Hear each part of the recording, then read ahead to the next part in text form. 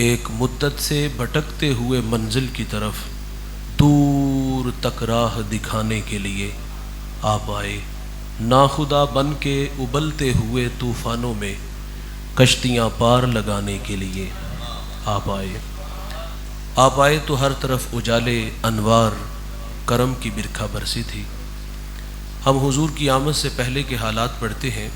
حضرت عیسیٰ علیہ السلام کے بعد 571 سال کا ایک طویل زمانہ بیت چکا تھا اور حضرت انسان اپنے خالق و مالک کو بھول چکا تھا۔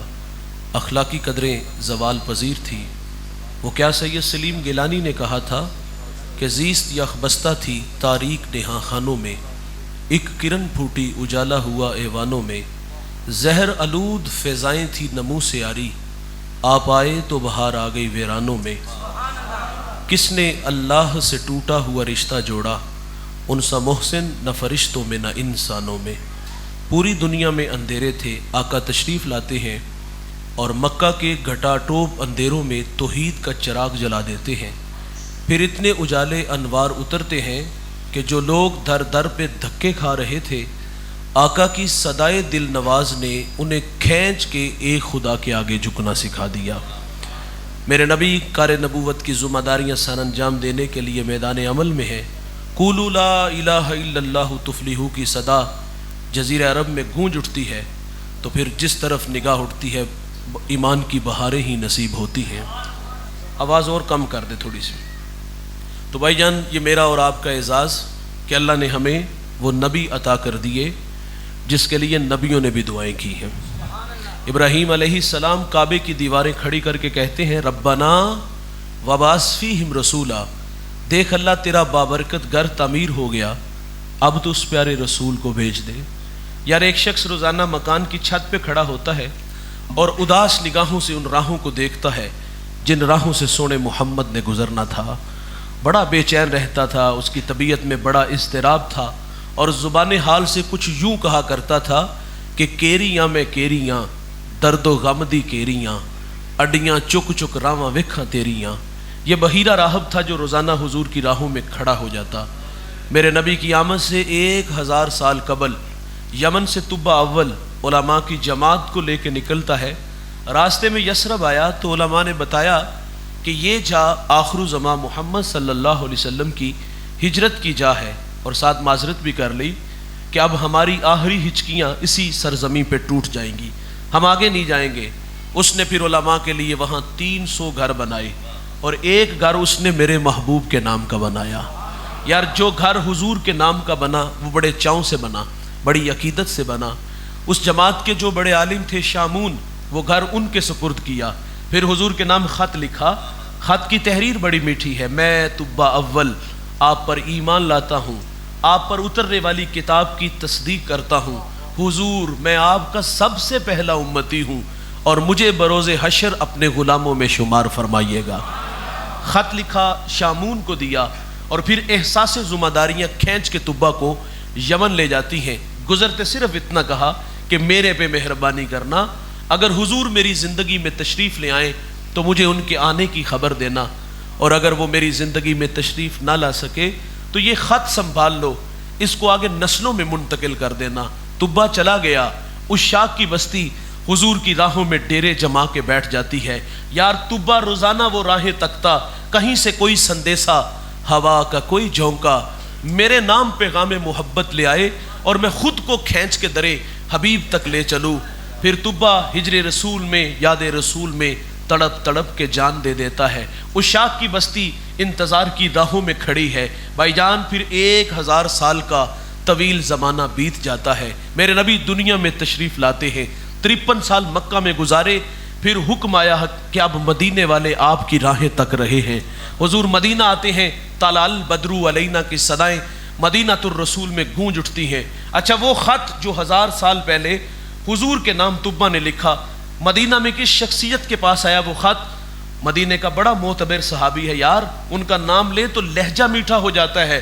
اس صحابی کا فخر ہے کہ انہیں حضور کی میزبانی کا بھی شرف ملا ہے۔ رومی کہتے جب حضور ان کے گھر گئے نا تو چاہ چڑھ گیا، امروز شاہ شاہاں مہمان شدست و مارا، جبریل با ملائک ترباں شدست و مارا، کہتے آج شاہوں کا شاہ میرے گھر کا مہمان بنا ہے اور نوریوں کا سردار جبریل میرے گھر کا پہرا دے رہا ہے۔ اس شخصیت کا نام حضرت ابو ایوب انصاری رضی اللہ تعالی عنہ ہے۔ یہ خط ان تک پہنچا، مشاورت سے یہ بات طے پائی کہ تقاضۂ محبت یہ ہے، حضور آئیں تو 1000 سال پہلے جو خط طبہ نے لکھا تھا وہ حضور کی خدمت میں سب سے پہلے پیش کیا جائے۔ اس کے لیے ابو لیلہ کا انتخاب ہوا۔ منظر بڑا خوبصورت ہے، ابو لیلہ کے ہاتھ میں خط ہے اور حضور تشریف لے آئے اور ابو لیلہ کو دیکھ کر کے فرمایا کیا آپ ابو لیلہ ہو؟ قال نعم، جی میں ابو لیلہ ہوں، لیکن یہ تو بتائیں کہ آپ کو کس نے بتایا؟ فرمایا جس اللہ نے مجھے نبی بنایا۔ وہ پیار کی کہانی چھیڑی، دیوانے میری راہوں میں آئے اور حضور فرماتے مجھے طبہ کا خط دے دو۔ یار طبہ بھی حضور کی راہوں میں، اشاق کی بستی بھی حضور کی راہوں میں، اور بحیرہ رہب کی اداسیاں بھی حضور کی راہوں میں۔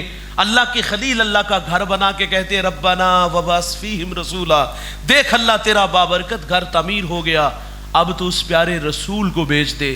میں ایک دیوانے کا تذکرہ چھیڑنے لگا ہوں، میرا ایمان ہے کہ آپ کے کلیجے ٹھر جائیں گے، آنکھیں روشن ہوں گی۔ اس جوان کا نام سلمان ہے اور اس کا تعلق ایران کے مشہور شہر اصفہان سے ہے۔ سلمان کہتے ہیں میرا والد مجوسی تھا اور اس نے مجھے مذہب کی تعلیم گھر سے دلائی۔ سنتے چلیے گا یہ سلمان کون ہے جس کو آج زمانہ سلمان فارسی کے نام سے جانتا ہے۔ سلمان کہتے ہیں والد بڑا متشدد تھا، اس نے مذہب کی تعلیم گھر سے دلائی، پھر کھیتی باڑی کے لیے اس نے مجھے باہر نکالا، سرے راہ عیسائیوں کا گرجا گھر آیا۔ فرماتے میرا جی چاہا کہ میں ان لوگوں کی مذہبی زندگی دیکھوں یہ لوگ کیسے ہیں۔ فرماتے میں وہاں کافی دیر بیٹھا رہا، رات مرضی سے گھر آیا، والد غصے میں تھا، کہاں تھے اس وقت تک؟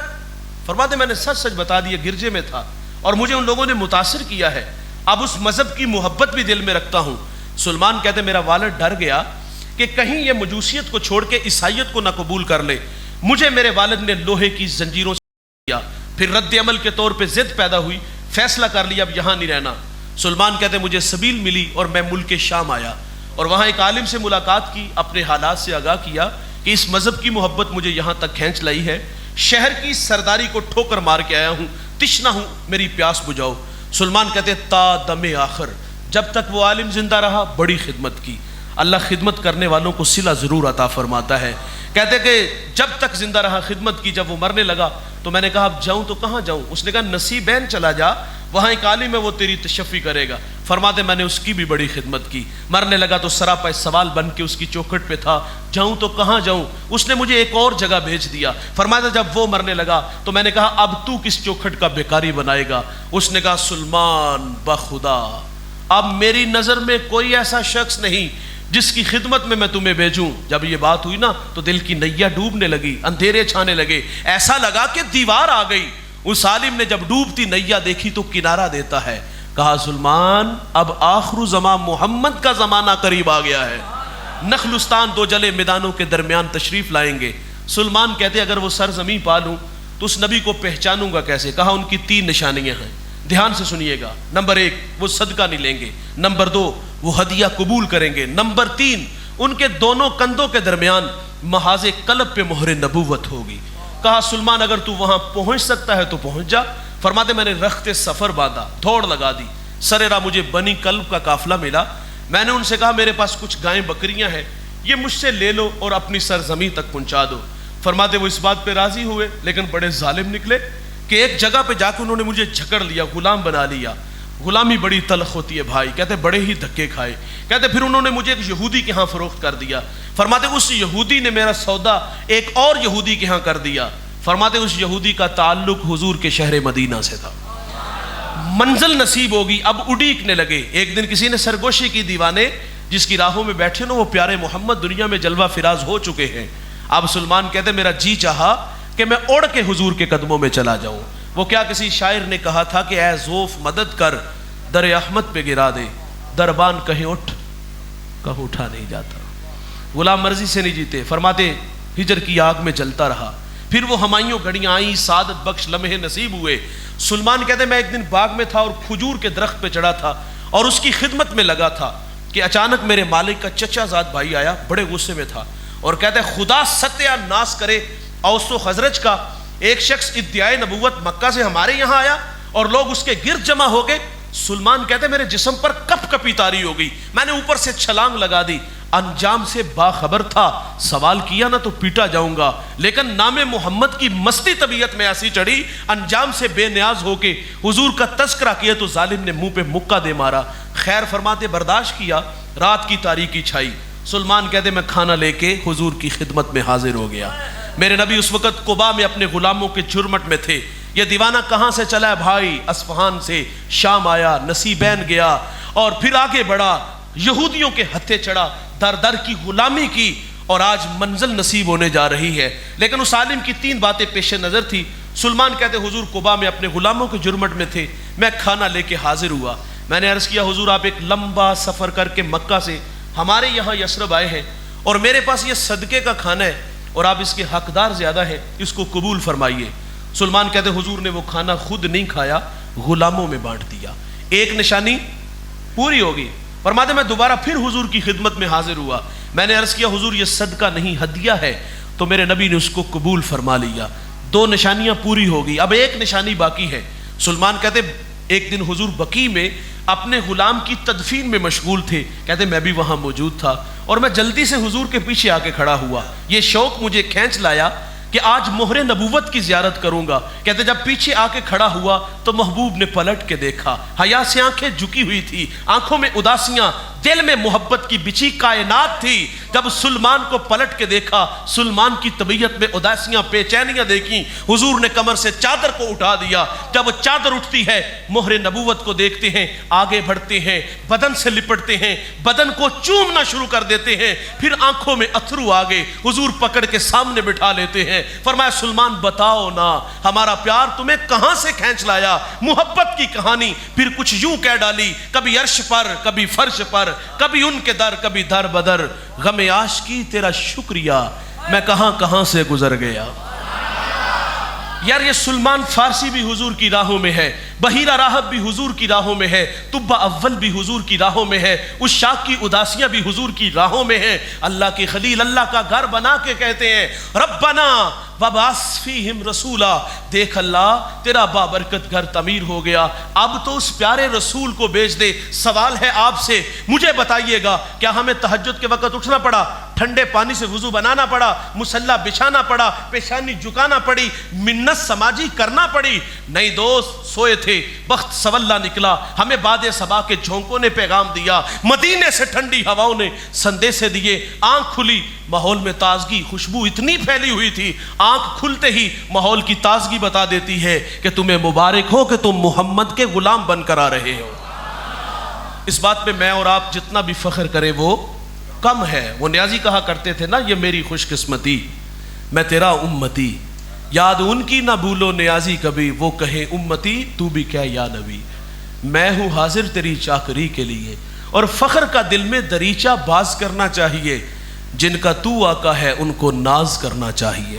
میرے قبلہ فرماتے ہمیں سو ناز ہے اس پر کہ ہم تیرے ہی منگتے ہیں، کوئی بھی در تیرے در کے سوا ہم نے نہیں دیکھا، حبیب دو سراسا دوسرا ہم نے نہیں دیکھا، جو پہنچا ہو سر عرش اولا ہم نے نہیں دیکھا۔ یہ اعزاز آپ کا ہے بھائی، میرا ہے کہ ہم اس کے امتی بن کے آئے ہیں جس کے لیے نبیوں نے بھی دعائیں کی ہیں۔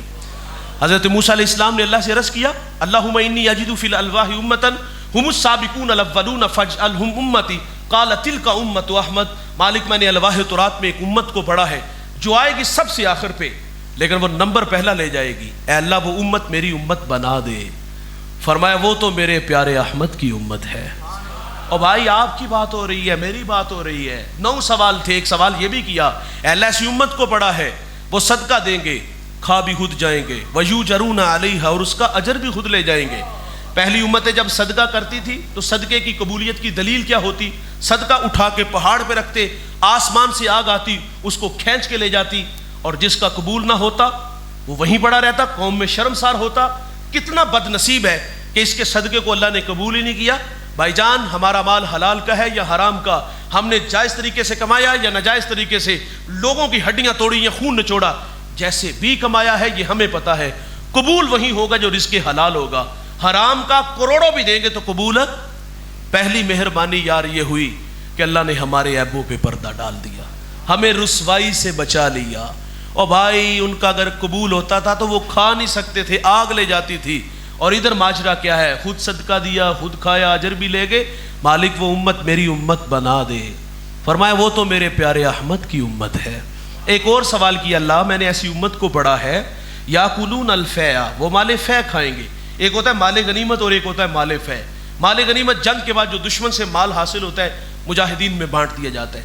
مال فیع اس مال کو کہتے ہیں جس میں جنگ کی نوبت نہ آئے، دشمن مارے خوف کے ویسے ہی دم دبا کے بھاگ جائے بغیر مشقت، جو مال حاصل ہوتا ہے اس کو مال فیع کہتے. کہا اللہ وہ میری امت بنا دے. فرمایا وہ تو میرے پیارے احمد کی امت ہے.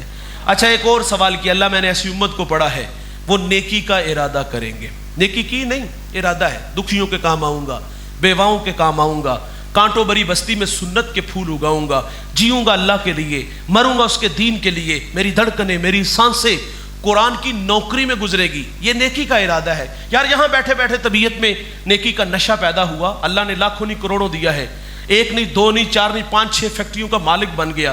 اللہ نے اتنی دولت سے نوازا، سانپ بن کے بیٹھ گیا، آج مر گیا کل دوسرا دن کون یاد کرے گا. یہاں بیٹھ کے طبیعت میں نشہ پیدا ہوا کہ یار میری دیوار کے متصل میرا اپنا ہی غریب بھائی ہے، کچی دیواروں سے چیخوں کی آوازیں سنتا ہوں، کیسا صفاق ہوں یار، دولت کہاں لے جانی ہے. جذبہ یہاں بیٹھ کے پیدا ہوا کہ میں اپنے دکھی بھائی کو سٹینڈ کروں گا. میرے دوسری گلی میں میری چھوٹی بہن کا گھر ہے اور وہ غربت کی لکیر پہ کھڑی ہے. یہاں بیٹھ کے جذبہ پیدا ہوا کہ میں اپنی بہن کا کفیل بن جاؤں گا. میرے معاشرے میں، میرے محلے میں، میری گلی میں بیوہ کا گھر ہے اور بیوہ کے بلکتے سسکتے تڑپتے بچے ہیں. قیامت کے دن داور محشر کو حساب بھی تو دینا ہے کہ میں لاکھوں کروڑوں میں تھا اور میری ہمسائیگی میں بسنے والے غربت کی لکیر پہ کھڑے تھے. جذبہ پیدا ہوا اس دولت کا منہ کھولوں گا اور عزت نفس کا بھی خیال رکھوں گا. دولت غربا پہ، مساکین پہ، یتاما پہ، اپنے دکھی غریب بہن پر بھائیوں پہ لٹاؤں گا. یہاں بیٹھ کے جذبہ پیدا ہوا ہے. جیب میں ہاتھ نہیں ڈالا، ابھی جا کے دستک نہیں دی، ابھی بھائی کو سینے سے نہیں لگایا، ابھی جیب سے پیسہ نکال کے اس کی خدمت نہیں کی، بیوہ کے سر پر شفقت کا ہاتھ، یتیموں کے سر پر شفقت کا ہاتھ نہیں رکھا. اور یہاں بیٹھ کے نیکی کا جذبہ پیدا ہوا. جانتے ہو ان جذبوں کی اللہ کے ہاں قدر کیا ہے؟ سنتے چلیے.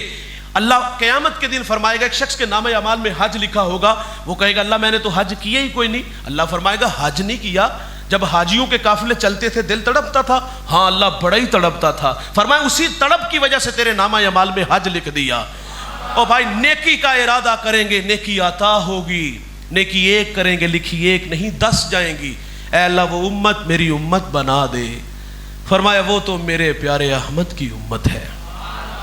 ایک اور سوال کیا، اللہ میں نے ایسی امت کو پڑھا ہے وہ گناہ کا ارادہ کریں گے. گناہ کیا نہیں، پروگرام بنا ہے. شراب کے جام اڑائیں گے، بند کمروں میں آبرو ریزی کریں گے. یہ گناہ کا پروگرام ہے. منحوس خیال یہ بھی آ گیا، میں تنکوں کے نشے من میں میری ہمسائیگی میں بسنے والے سنگے مرمر کے بنے گھروں میں رہے، میرے بچے نانے شبینہ کو ترسے اس کے گھر میں گھی کے چراغ جلے، میں قسم پرسی کی زندگی گزاروں وہ عیش و عشرت میں رہے. منحوس خیال کیا آیا؟ رہزن لٹیرا بنوں گا، ہاتھ حرام کی طرف بڑھاؤں گا، لوگوں سے چھین کے کھاؤں گا. یہ ہے گناہ کا ارادہ. وہاں نیکی کا ارادہ تو نیکی عطا ہوئی. یہاں گناہ کے ارادے سے کیا فرشتے کو حکم ہے کہ میرے بندے کے دماغ کی سکرین پر اس وقت جو گندے خیال آ رہے ہیں مجھے پسند نہیں اور اس کے کھاتے میں گناہ ڈال دو. نہ بھائی، یہ گناہ کا ارادہ. شراب کے جام لبوں سے نہیں لگے، ابھی کسی کی عزت پہ ہاتھ نہیں ڈالا، ابھی ہاتھ حرام کی طرف نہیں بڑھایا، ابھی گناہ کا ارادہ ہے. یہاں روک لیا گیا. ہو سکتا ہے یہ جو قدم سیل میں گھر کی طرف اٹھ رہے ہیں اللہ کے گھر میں آ جائے. یہ جو ہاتھ حرام کی طرف بڑھا رہا ہے اللہ کے تھوڑے پر ہی راضی ہو جائے. او بھائی، گناہ کے ارادے سے گناہ نہیں لکھا جائے گا. فطرت میں بھول جانا بھی ہے. اگر گناہ سرزد ہو جائے گا تو لکھا بھی ایک جائے گا. اور اگر کوئی ندامت کے اتھرو اس کی چوکھٹ پہ لے کے آ جائے، کیے ہوئے گناہوں پر شرمسار ہو جائے، ہجرت کر کے پلٹ آئے. جوانوں یہ اللہ کا وعدہ ہے، میں نے حدیث میں پڑھا ہے. رسول اللہ فرما دے اللہ اس کے گناہ کو لوح محفوظ سے مٹا دے گا. ہم تو مائل بکرم ہیں، کوئی سائل ہی نہیں، راہ دکھلائیں کسے کوئی راہ روے منزل ہی نہیں. جو گناہ چھوڑتے ہیں عادت باری تعالیٰ ہے وہ گناہوں پر کرم کا قلم پھیر دیتا ہے. حضور کی خدمت میں ایک خاتون آئی، عرض کرتی طہیرنی یا رسول اللہ. 4 دفعہ کہا اللہ آقا مجھے پاک کیجئے، آقا مجھے پاک کیجئے، آقا مجھے پاک کیجئے. مجرمہ کا گناہ بڑا تھا، شادی شدہ تھی، اس سے زنا کا ارتکاب ہوا، اس کے پیٹ میں بچہ تھا. فرمایا گناہ تو نے کیا ہے، سزا تیرے لیے، اس بچے کا کیا قصور؟ اس کو مہلت دی گئی. اس نے بچے کو جنم دیا، 2 سال دودھ پلایا، 2.5 سال بعد حضور کی خدمت میں حاضر ہے، سنسار کیا گیا، خود حضور نے جنازہ پڑھا۔ حضرت عمر عرض کرتے آقا یہ بڑی بدکار عورت تھی۔ میرے نبی فرماتے عمر اس خاتون نے ایسی سچی توبہ کی ہے، اگر اس کی توبہ کا 10واں حصہ اہل مدینہ میں بانٹ دیا جائے تو اللہ تعالیٰ سب کی مغفرت فرما دے۔ لیکن یہ مرنے سے پہلے آج صحابی نے کھلے راوی نے بایزید بسطامی کے شہر میں ایک عورت گھر بناتی ہے، اداؤں سے لوٹتی ہے۔ کسی نے بایزید سے کہا حضرت آپ کا منصب آپ سے تقاضا چاہتے اس راستے کو روکے۔ بایزید بسطامی مسلح لے کے چلے گئے، جو جوان آتا دیکھتا واپس پلٹ جاتا، کیونکہ حیا مانے تھا، اس وقت اہل علم کی قدریں بحال تھی۔ اچھا یہاں توجہ چاہوں گا، یہ مسجد کے نمازی نہیں تھے، مسجد کی کمیٹی کا کوئی ممبر نہیں تھا کہ مولوی صاحب کو دیکھ کے راستہ بدلا کہ نماز کے وقت ملاقات ہوئی تو نظریں کس طرح ملائیں گے۔ بھائی جان یہ وہ لوگ ہیں جو طوائفہ کے ڈیرے پہ جانے والے ہیں، یہ وہ لوگ ہیں جو کبھی مسجد میں نہیں آئے۔ اس وقت علماء کی عزت تکریم وقار اس قدر بحال تھا کہ وہ لوگ بھی علماء کو عزت دیتے ہیں جن لوگوں کو آج ہم اپنی زبان میں بے حیا تک کہہ دیتے ہیں۔ اہل علم کی قدریں اتنی بحال تھی کہ وہ بھی دیکھ کے رستہ بدلتے ہیں حیا کی وجہ سے۔ تھوڑا سا تلخ لہجہ ہونے لگا ہے، قبول کر لیجئے گا، سچ آکھی تے پامبڑ مچ دینے، اور چمن میں تلخ نوائی میری گوارا کر کہ زہر بھی کرتا ہے کبھی کار دریا کی، کڑوی کسیلی ہے لیکن اس کو قبول ضرور کیجئے گا۔ آج ہم جس کے پیچھے نمازیں پڑھتے ہیں نا، باہر جا کے اس کی پگڑی اچھالتے ہیں، اس کی چغلی غیبت کرتے ہیں۔ بھائی جس کو مسلح پہ کھڑا کرو نا یار اس کی عزت بھی کیا کرو۔ واصف علی واصف کہتے ہیں تسلیم کے بعد تحقیق گمراہی ہوتی ہے، پہلے تحقیق کرو، اگر وہ مسلح پہ کھڑے ہونے کے قابل نہیں تو نہ کھڑا کرو، لیکن جس کو مسلح دو اس کو عزت بھی دو۔ ہم لاتے ہیں حضرت صاحب بنا کے، پروٹوکول سے لاتے ہیں، گلے میں ہار بھی ڈالتے ہیں، اور جاتے ہوئے ہار کون سے ڈالتے ہیں؟ چھوٹی چھوٹی بات پہ الزام لگا کے مسجد سے نکال دیا، اور ذاتی جو ہے نا وہ انا کی وجہ سے کئی جگہوں پہ علماء کو فارغ کیا گیا۔ ہمارے جامعہ کا ایک بچہ وہ کچھ دن بعد واپس آیا، میں نے کہا بیٹا آپ واپس آ گئے؟ وہ کہتا جی میرا صرف اتنا قصور ہے، میں نے اس بچے کو کہا بیٹا آپ ہفتے میں 2-3 دفعہ چھٹی کرتے ہو تو آپ اپنے والد کو لے کے آؤ، اور میں آپ کو کلاس میں نہیں بیٹھنے دوں گا، یہ تو بہت بری بات ہے۔ دیکھیں یہ بچے کے لیے، بچے کی بھلائی کے لیے نا والدین بھی تھوڑی سی توجہ کرے، اسکول میں بھی تو جاتے ہیں، تو کہتے میں نے صرف اتنا کہ اپنے والد کو لاؤ پھر میں کلاس میں بٹھاؤں گا۔ وہ کہتے اگلے دن اس کا والد آیا اور وہ کہتا تیرے پیو دی مسجد ہے؟ اور بھائی اگر مولوی دے باپ دی مسجد نہیں تو پھر تیرے پیو دی بھی مسجد نہیں ہے، یہ مسجد اللہ کا گھر ہے، اور یہاں آ کے اجارہ داری، یہاں آ کے چدراہٹ ہم لوگ دکھاتے ہیں۔ 3 دن میں پلاننگ ہوتی ہے جناب، 3 دن کے اندر بندے کو فارغ کیا جاتا ہے، نیا بندہ لا کے مصلی پہ کھڑا کر دیا جاتا ہے۔ یہ تو رویے ہیں مسجدوں کے اندر، لیکن بایزید بسطامی کو دیکھ کر راستہ بدلنے والے نمازی نہیں تھے، وہ طوائفہ کے ڈیرے پر جانے والے علماء کی عزت تو وہ بھی کرتے تھے۔ خیار امتی العلماء، میرے نبی فرماتے میری امت کے بہترین لوگ علماء ہیں۔ علماء کی عزت تو یہ ہے، رسول اللہ فرماتے سمندر کی مچھلیاں ان کے لیے دعائیں کرتی ہیں، اور ہم ان کو 11واں کمی سمجھتے ہیں۔ اچھا میرا بھی تعلق دیہات سے، میں پڑوس میں رہتا ہوں، ہمارے ہاں تو وہ رواج دم توڑ چکا ہے، لیکن یہاں شاید کہ ابھی بھی ہو۔ جمعرات کو ہماری ڈیوٹی میں یہ شامل ہوتا ہے کہ عصر تا مغرب آپ نے مسجد کے لیے چندہ اکٹھا کرنا، کہیں جمعرات اور کہیں پہ جمعے والے دن ہوتا تھا۔ یہاں ہے رواج؟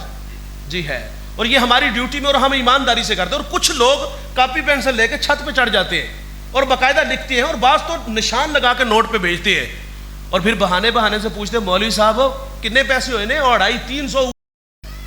جس شخص کو اپنے امام پہ اتنا بھی اعتماد نہیں کہ آپ کی مسجد کا 250-300 روپیہ کھا جائے گا، فقہ کا مسئلہ ہے، اگر دل میں اتنی بھی بات آ جائے نا کہ میرے کپڑے امام کے کپڑوں سے اچھے ہیں، نماز ہی نہیں ہوتی یار۔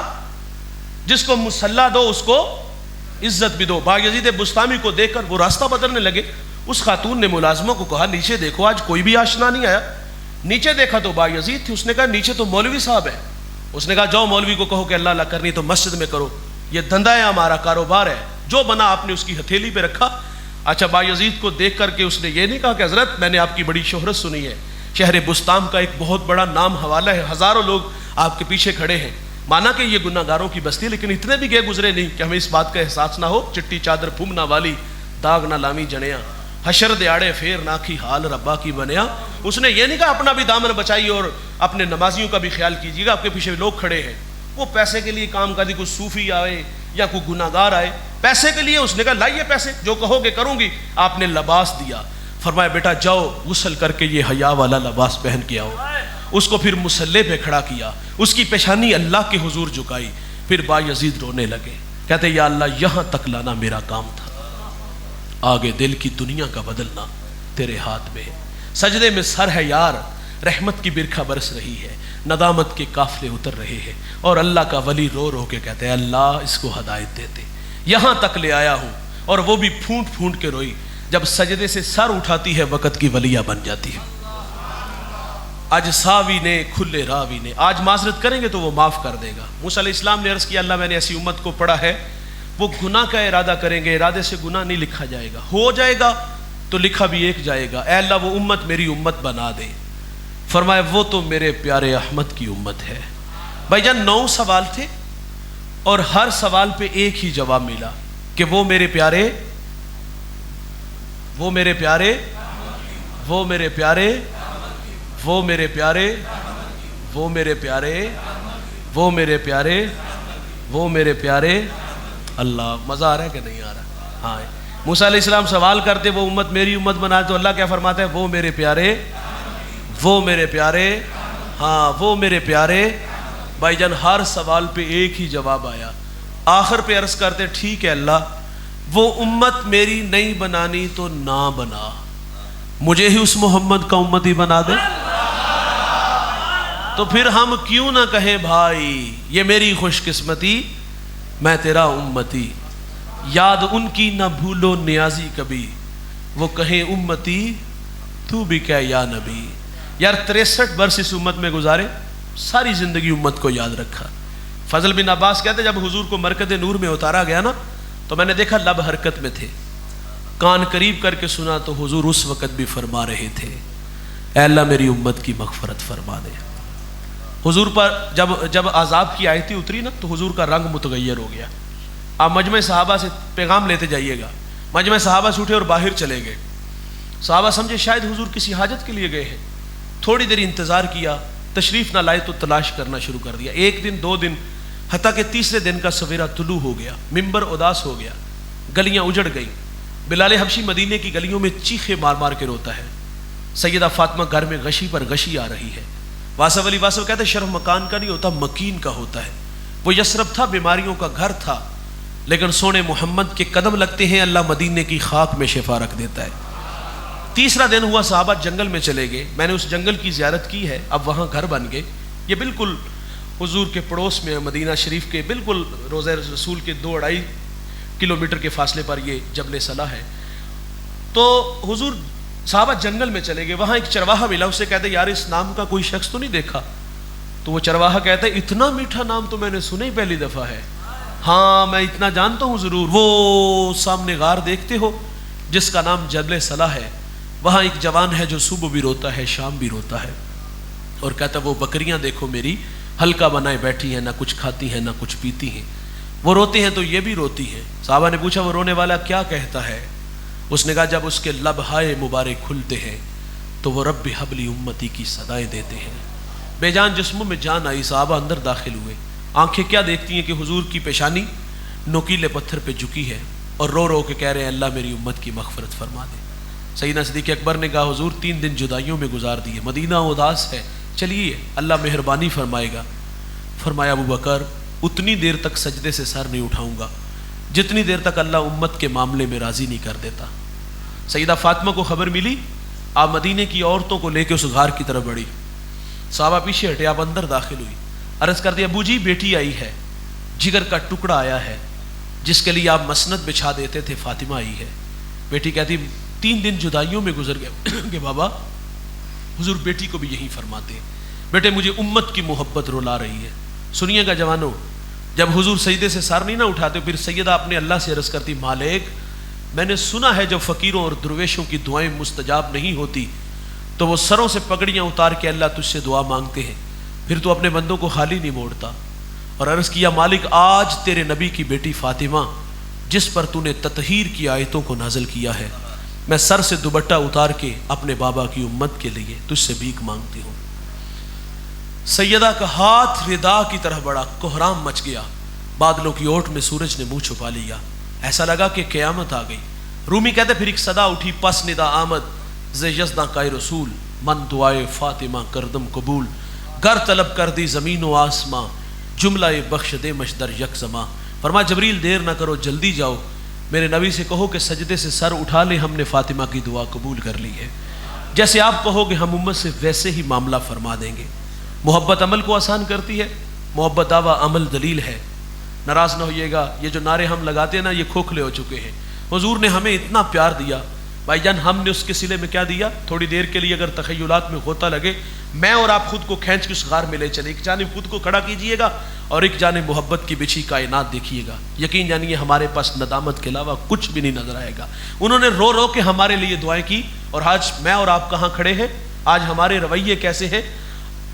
میں اور آپ خود کو بغور دیکھیں کہاں کھڑے ہیں۔ آج جوان ہے نا، جوانی کو دیوانگی کا نام دیا گیا، چونک چباروں کی زینت جوانی بنی، چھٹی کے وقت سکول کے گیٹ کے سامنے جوانیاں برباد ہوئی۔ اللہ کا منادی 5 وقت حی علی الصلاۃ کی صدائیں فضا میں دیتا رہا، کان پہ جو تک نہ رنگی۔ واعظ نصیحت کرتا ہے تو لوگ کہتے ہیں کہ مولوی تقریر کو اور رکھ، شباب ہمیشہ رہیں گے، عمر کے سائے نہیں ڈلیں گے، موت کی ہچکیاں نہیں ہوئیں گی، خدا کی کچہری میں پیشی نہیں ہوگی۔ اور آج ہم چلتے اکڑ کر کے، بولتے بگڑ کے، مستی ہی مستی، نشہ ہی نشہ ہمارا تیور بنے ہیں۔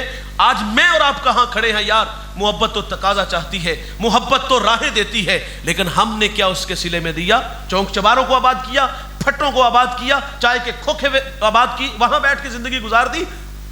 اور پیار تو تقاضا چاہتا ہے ہم قرآن کے نوکر بنتے، ہم قرآن کے دائی بنتے، ہم علماء کے قدم سے قدم ملا کے عمل کی راہوں پہ دوڑتے، لوگوں کو عمل کی دعوت دیتے، لیکن ہم نے زندگی شتر بے مہار کی طرح گزاری، من مانی کی۔ اور بھائی محبت تقاضا چاہتی ہے، حضور رو رو کے ہمارے لیے دعائیں کرے، اور میں نے اور آپ نے زندگی کہاں گزار دی؟ یہ ایک سوالیہ نشان ہے۔ آج کی شب میں اگر تھوڑا سا موقع ملے سونے سے پہلے تھوڑا سا تفکر ضرور کیجئے گا۔ میری زندگی کے 37-38 سال بیت گئے، آپ میں سے کسی کے 25-50 گزر گئے۔ میں اور آپ دیکھیں گے ماضی کے اوراق پلٹ کے، ہم نے ماضی میں کیا کھویا، کیا پایا، کیا عمل کیے، کیا عمل سے دور رہے۔ مجھے اور آپ کو من نانم میں اپنے آپ کو اچھی طرح جانتا ہوں، میں یہاں کیا ہوں اور میری نجی زندگی کیسی ہے۔ آپ بھی اپنے آپ کو اچھی طرح جانتے ہو بھائی۔ اب میں اور آپ دیکھیں گے کہ ہم نے ماضی میں کیا کیا ہے، زندگی کیسی گزاری ہے، بے راہ روی کے شکار رہے، شتر بے مہار کی طرح زندگی گزاری، من مانی کی، یا عمل کی راہوں پہ رہے۔ اگر عمل کی راہوں پہ رہے تو مبارک ہو، اور اگر یہ راہیں روٹ گئی ہیں تو آؤ بھائی ان راہوں پہ خود کو تھکا دیں۔ محبت تقاضا چاہتی ہے۔ اور دوسری بات یہ بھائی، یہ اعزاز میرا اور آپ کا ہے، اللہ نے وہ نبی ہمیں عطا کیا جس کے لیے نبیوں نے دعائیں کی۔ بھائی جان جس قدر اعزاز شرف بڑے ہوں اس قدر تقاضے بھی بڑھ جاتے ہیں۔ آؤ میں اور آپ ان تقاضوں کو پیش نظر رکھ کے زندگی کے شب و روز گزارے، تاکہ ہم سے ہمارا اللہ اور ہمارے محبوب راضی ہو جائے۔ یہ میری خوش قسمتی، میں تیرا امتی، یاد ان کی نہ بھولو نیازی کبھی، وہ کہیں امتی تو بھی کیا یا نبی، میں ہوں حاضر تیری چاکری کے لیے، فخر کا دل میں دریچہ باز کرنا چاہیے، جن کا تو آقا ہے ان کو ناز کرنا چاہیے۔ اللہ مجھے آپ کو حضور کی لازوال محبت سے مالا مال فرمائے۔